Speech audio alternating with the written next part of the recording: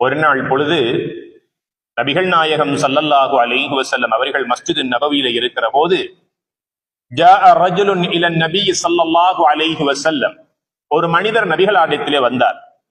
வந்து 2 கேள்விகளை நபிகளாரிடத்திலே கேட்டார். ஐயுன் நாஸி அஹப்பு இலல்லாஹ், நபியே நாயகமே, அல்லாஹ்வுக்கு மிக விருப்பமான மனிதன் யார் என்று கேட்டார். இரண்டாவது கேட்டார்கள், ஐயுல் அமாலி அஹப்பு இலல்லாஹ், அமல்களில் அல்லாஹ்வுக்கு ரொம்ப சிறப்பான, அல்லாஹ்வுக்கு விருப்பமான அமல் எது என்று கேட்டார். قال خير الناس அன்ஃபஅஹும் லின்னாஸ், ரவாஹு திர்மிதி. மனிதர்களில் சிறந்தவர் யார் தெரியுமா?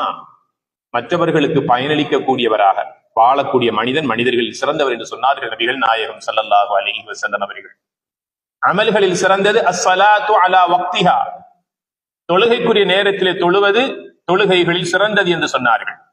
சும்ம ஐ, தொழுகைக்கு அடுத்தது அல்லாஹ்வுக்கு ரொம்ப விருப்பமான அமல் எது என்று கேட்கிறார்கள். பிர்ருல் வாலிதைன், உன் பெற்றோர்களுக்கு நன்மையான உபகாரங்களை செய், அது அல்லாஹ்வுக்கு ரொம்ப விருப்பமானது என்று இப்னு மஸ்ஊத் ரலியல்லாஹு தஆலா அன்ஹு அவர்களுக்கு நபிகள் ஸல்லல்லாஹு அலைஹி வஸல்லம் சொல்லுகிறார்கள். அமல்களில் சிறந்தது தொழுகை என்றார்கள். தொழுகைக்கு அடுத்தது பெற்றோர்களுக்கு பிள்ளைகள் செய்கின்ற உபகாரம், உதவி என்று சொல்லுகிறார்கள். மனிதர்களில் சிறந்தவர் தனக்காக மாத்திரம் வாழாமல் தன் குடும்பத்தினருக்காக, தன் அயல் வீட்டுக்காரர்களுக்காக, தன்னோடு ஒன்றாக தொழில் செய்கின்றவர்களுக்கு உதவி ஒத்தாசையாக, தான் வாழுகின்ற ஊருக்கும் மஹல்லாவுக்கும் உதவி ஒத்தாசையாக யார் ஒருவர் இருக்கிறாரோ அவர் மனிதர்களில் சிறந்தவர் என்று நபிகள் நாயகம் ஸல்லல்லாஹு அலைஹி வஸல்லம் சொல்லுகிறார்கள். இந்த உலக வாழ்வு என்பது ஒரு குறுகிய கால வாழ்க்கை, 50 வருடங்கள் 70 வருடங்கள். இந்த உம்மத்தினுடைய ஆயுட்காலத்தையும் நபிகள் நாயகம் ஸல்லல்லாஹு அலைஹி வஸல்லம் சொல்லுகிறார்கள். 60 வருடங்களுக்கும் 70க்கும் இடையில் இந்த என்னுடைய உம்மத்தினுடைய ஆயுட்காலம் என்று ஒரு சராசரி ஆயுட்காலத்தை எங்களுக்கு நிர்ணயித்து தந்தார்கள் நபிகள் நாயகம் ஸல்லல்லாஹு அலைஹி வஸல்லம் அவர்கள். ஆனால் சில மனிதர்களுக்கு அல்லாஹு தஆலா நீண்ட ஆயுளை கொடுக்கின்றான். கைருன் நாஸ் மன் தால உம்ருஹு வ ஹஸன அமலுஹு, மனிதர்களில் சிறந்தவர் இன்னும் மனிதர் இருக்கிறார். அவர் யார் என்றால், நீண்ட ஆயுளை அல்லாஹ் கொடுப்பான். 88 வயதாக இருக்கும். சாலிஹான அமல்கள் செய்வதிலேயே தன்னுடைய வயோதிபத்தை கழித்துக் கொண்டிருப்பார்.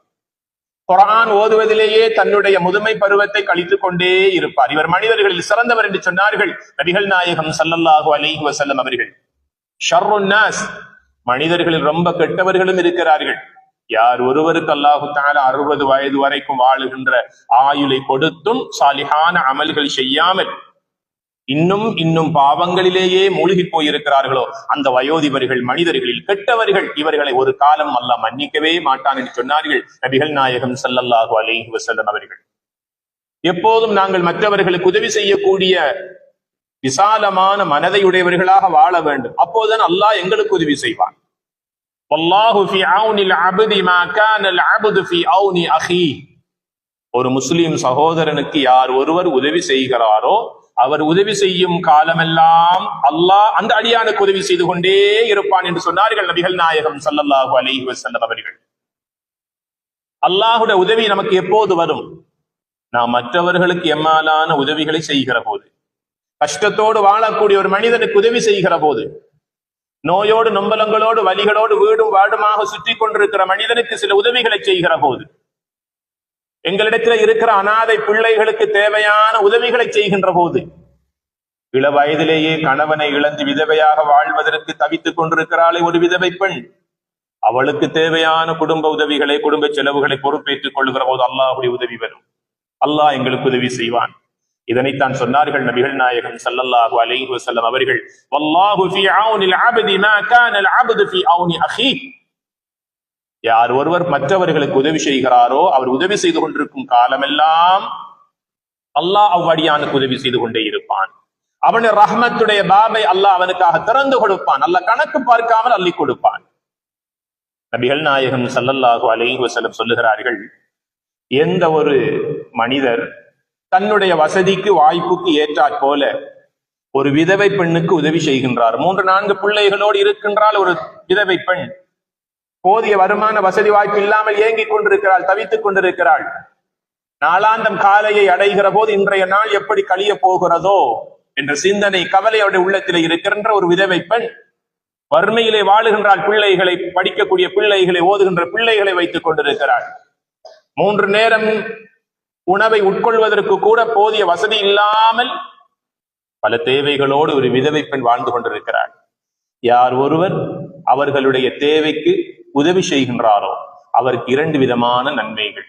ஒன்று, அல்லாஹு தஆலா கசியாமி தஹரி குல்லி, காலமெல்லாம் நோன்பு நோட்ட நன்மையை அந்த விதவை பெண்ணுடைய குடும்பத்துக்கு உதவி செய்ததற்காக அல்லாஹ் அவருக்கு அந்த நோன்பு நோட்ட நன்மையை கொடுத்து விடுகிறார். ககியாமில்லை, காலமெல்லாம் இரவு நேர வணக்க வழிபாடுகளில் ஈடுபட்டு காலமெல்லாம் இரவு நேரங்களிலே தூங்காமல் அல்லாஹுவை விழித்து தொழுது இரவு நேரங்களை ஹயாத்தாக்குகின்றாரே, அந்த மனிதருக்கு கொடுக்கக்கூடிய நன்மை அல்லாஹ் கொடுக்கிறான். யாருக்கு? ஒரு விதவை பெண்ணுடைய குடும்பத்திற்கு உதவி செய்த மனிதருக்கு. நாம் எங்கு வாழ்ந்து கொண்டிருக்கிறோம்? நாம் என்ன காட்டிலே வாழக்கூடிய பிராணிகளா, மிருகங்களா? நாம் மனித சமுதாயம். நாம் பூமியிலே அல்லாஹு தஆலாவால் படைக்கப்பட்ட சிறந்த சமுதாயம். லகத் ஹலக்னல் இன்சான ஃபீ அஹ்ஸனி தக்வீம். கோடான கோடி உயிரினங்களை அல்லாஹ் படைத்து பரிபாலித்துக் கொண்டிருக்கிறான்.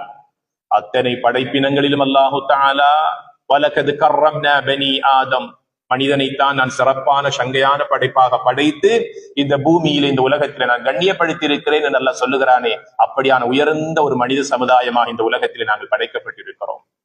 உணர்வுகள் எங்களுக்கு இருக்கிறது, எங்களுக்கென்று சில உணர்ச்சிகள் இருக்கிறது, எங்களுக்கென்று சில ஆசா பாசங்கள் உண்டு.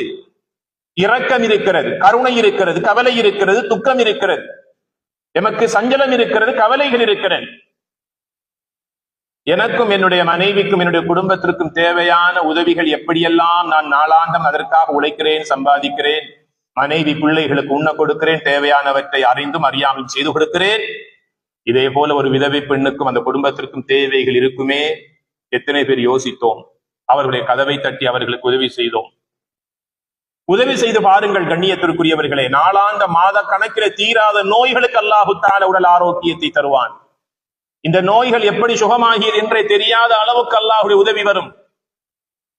நீ மற்றவர்களுடைய ஏழைகளுடைய கதவை தட்டுகிற போது உன் வீட்டின் கதவை அல்லாஹு தஆலா தட்டி திறந்து தருவான். அது எந்த பகுதியில் இருந்து வருகிறது என்று நமக்கு தெரியாது. கொஞ்ச வருமானமாக இருந்தாலும் போதுமான பரக்கத்தை அல்லாஹ் அதிலே வைத்திருப்பான். அதனால் அல்லாஹ்வுடைய தூதர் சொல்லுகிறார்கள், அல் யதுல் உல்யா கைரும் மினல் யதி சுஃப்லா. கொடுக்கக்கூடிய உயர்ந்த கை எடுக்கக்கூடிய கீழ் கையை விட மேலானது, அது ஹைரானது என்று வாழ்த்து தெரிவித்து துஆ செய்தார்கள் கொடுக்கக்கூடிய மக்களுக்கு நபிகள் நாயகம் ஸல்லல்லாஹு அலைஹி வஸல்லம் அவர்கள்.